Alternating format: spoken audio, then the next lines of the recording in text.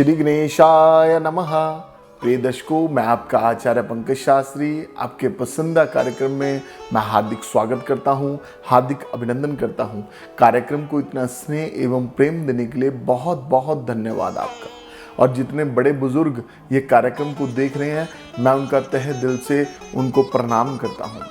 प्रिय दर्शकों, कार्यक्रम की श्रृंखला को आगे बढ़ाते हुए आज का जो हमारा विषय है, विषय वो जो आप हमें बताते हैं। और आज का जो हमारा विषय है वो है कोर्ट केस के ऊपर। जो लोगों को कोर्ट केस की परेशानी चल रही है वो क्यों होती है।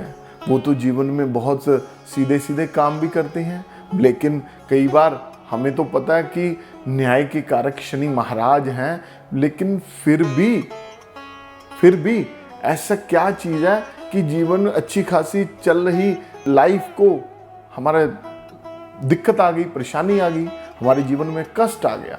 बहुत से लोगों को मैं भी जानता हूँ और आप भी जानते हैं कि बिना मतलब के लोग फंस जाते हैं किसी भी चक्कर में, हालांकि उस चीज़ के साथ उनका कोई भी लेना देना नहीं होता।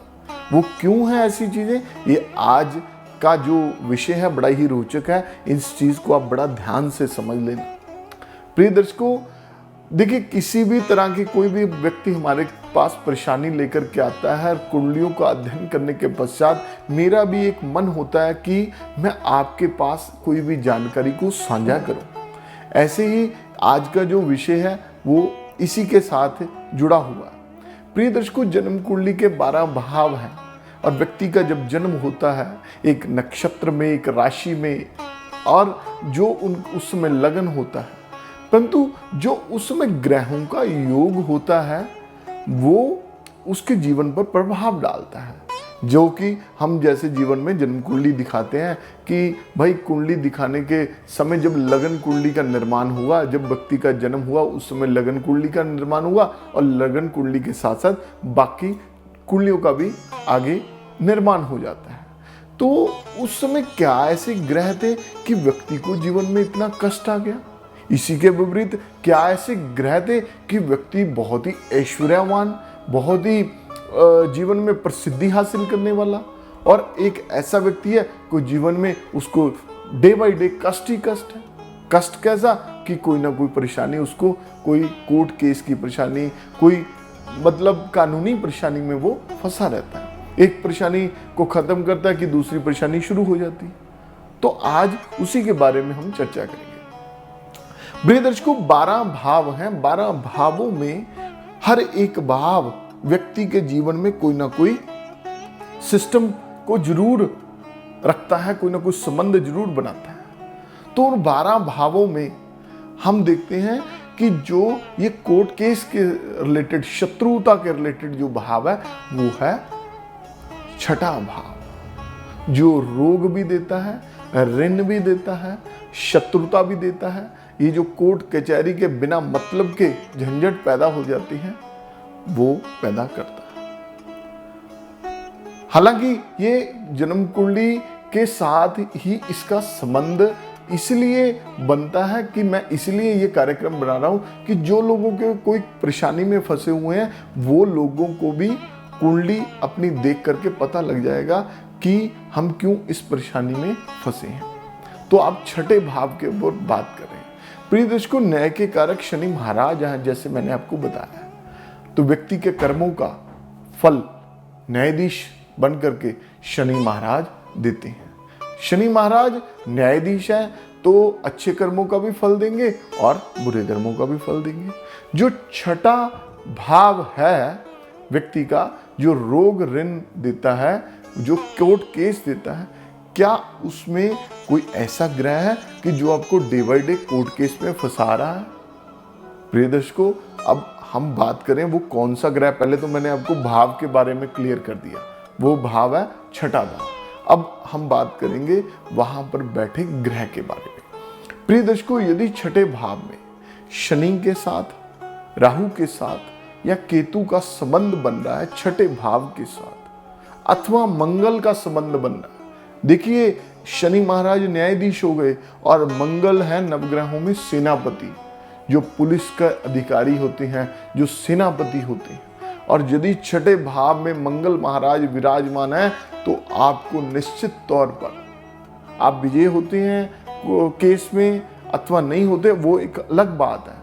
लेकिन यदि शनि का, राहु का, केतु का अथवा मंगल का, ये 4 ग्रहों का संबंध छठे भाव के साथ है, या इन चारों ग्रहों में से कोई भी ग्रह, शनि अथवा मंगल यदि छठे भाव पे बैठे हैं, या शनि अथवा राहु छठे भाव में बैठे हैं, या केतु के साथ मंगल 12वें भाव पर बैठ करके शनि महाराज को छठे भाव को देख रहा है, तो निश्चित तौर पर प्रिय दर्शकों, आपको जिंदगी में कोई ना कोई कानूनी, कोई ना कोई ऐसी गतिविधि में फंसना पड़ सकता है। चाहे आपने उस परेशानी में आपके वो कार्य किया है अथवा नहीं किया, किसी की जिम्मेवारी आपने ले ली, किसी की कोई गारंटी डाल दी। हमारे पास बहुत से लोग आते हैं, वो बात करते हैं कि शास्त्री जी, मैंने तो किसी व्यक्ति की वैसे जिम्मेवारी ले ली, वो मेरा कोई कज़न ब्रदर था, कोई मेरा मित्र था, कोई मेरा रिश्तेदार था, मेरे तो उस चीज़ से लेना देना नहीं है, परंतु मैं फिर भी फंस गया।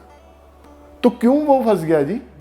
वो क्यों फंस गया? वो इसीलिए फंस गया कि उसकी जन्म कुंडली में ऐसे ग्रहों का संबंध था। प्रिय दर्शकों, अब मैं लास्ट बात कर रहा हूं, और ये 4 ग्रहों के बारे में मैंने बात की है। अब पंचम ग्रह के बारे में भी आप सुन लीजिए। वो 5वां ग्रह कौन सा है? वो है सूर्य। सूर्य सरकार है, सत्ता है, गवर्नमेंट है। तो यदि सूर्य भी छठे भाव के साथ संबंध बना रहे हैं, या छठे भाव के साथ शनि सूर्य की युति है, तो ऐसे व्यक्ति का अपने पिता और पुत्र को भी हमने देखा है, वो कोर्ट कचहरी में फंसे रहते हैं। सूर्य पिता हैं, शनि उनके पुत्र हैं। तो बाप और बेटा आपस में झगड़ते झगड़ते पारिवारिक बात कोर्ट में पहुंच जाती है, वहां पे कचहरी में पहुंच जाती है, और न्यायाधीश उनका फिर फैसला सुनाते हैं। प्रिय दर्शकों, बात छोटी सी होती है, और जब ऐसा योग का निर्माण होता है तो वो बहुत बड़ी एक अंगार का रूप ले लेती है।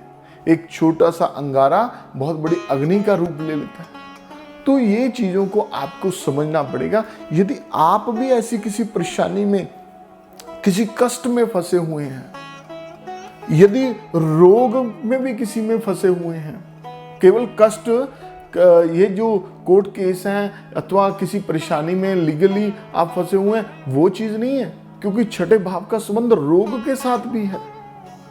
और यदि ऐसी चीज के साथ आप फंसे हुए हैं, आपको कष्ट है, जीवन में निकल ही नहीं पा रहे, आपको फौरन अपनी जन्म कुंडली का विश्लेषण करवाना पड़ेगा, और ऐसे ग्रहों की शांति के साथ अपनी प्रॉपरली कुंडली का विश्लेषण करवा करके आप कोई ना कोई शांति कर्म इत्यादि करवाएं, दान करें, कुछ ना कुछ इन ग्रहों से संबंधित आपको थोड़ा सोचना पड़ेगा।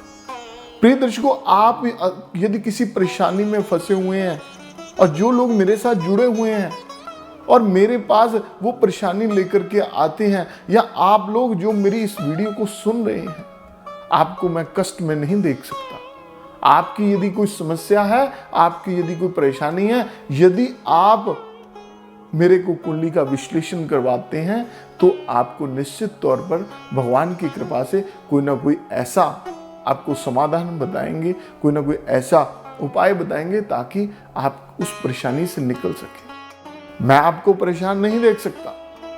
हर एक समस्या का समाधान भी होता है। व्यक्ति विशेष कब उस समस्या के समाधान हेतु, कब भगवान किसी ना किसी रूप में, किसी ना किसी के साथ संबंध बना दे, ये ईश्वर को ही पता है। तो मेरे पास जो प्रश्न आया था कोर्ट केस के रिलेटेड, ये कानूनी चक्कर के रिलेटेड, तो मेरा एक प्रयास हुआ कि मैं आपको वीडियो के माध्यम से आपको उस ग्रहों का साथ संबंध है, कैसे बनता है, कौन से भाव के साथ बनता है, तो मेरा एक संकल्प था कि आपको मैं ये जानकारी दूं। प्रिय दर्शकों, यदि आप किसी चक्कर में नहीं भी फंसे हुए, लेकिन फिर भी भविष्य में आपको कब कोई दिक्कत, समस्या कभी भी आ सकती है, सुख और दुख का कभी नहीं पता नहीं होता, लेकिन आप अपनी जन्म कुंडली का अवश्य विश्लेषण अवश्य करवा लें, ताकि आपको भी पता लग जाए कि ऐसा योग तो नहीं हमारी जन्म कुंडली में।